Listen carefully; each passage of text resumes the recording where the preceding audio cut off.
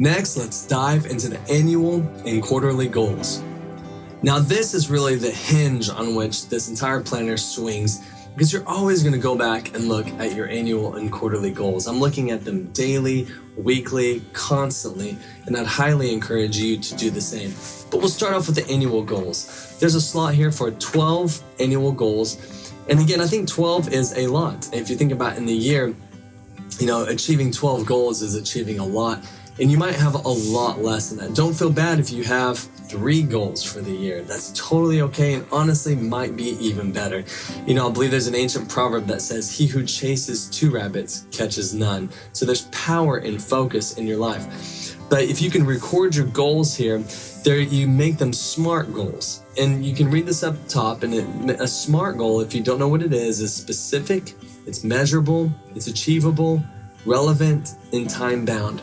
Specific, that the goal is specific. Maybe it's a number. Maybe it's I want to lose 20 pounds, not just I want to lose weight.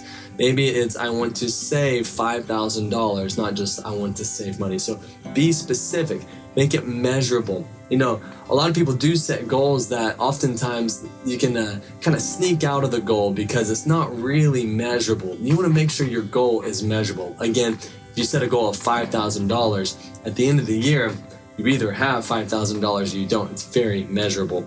Make sure it's achievable. This gets into a little bit of a gray area, but you got to think, is this goal really achievable, or am I just going pie in the sky? And one way to think about if a goal is achievable is thinking through, is the goal being achieved really decided on you and your actions? Or is it really going to take like an act of God or relying on somebody else to achieve the goal? That's when a goal gets a little bit unachievable, is when it really just relies on someone else to help make it happen. So make sure your goal is achievable, make sure it's relevant to your life. And I promise, if you've done the previous parts of your life track assessment, if you've thought through your unique greatness, that your goal really will be relevant to your life.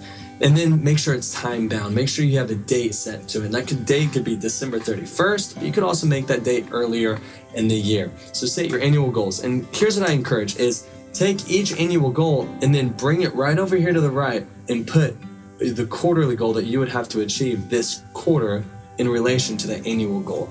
This is one of the reasons I love this layout. I love having annual goals right here, and I directly bring them right over into quarterly goals.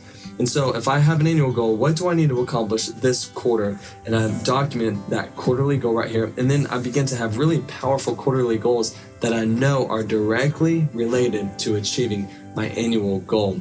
Dive into annual and quarterly goals, and you're setting yourself up for success to win at your goals this year.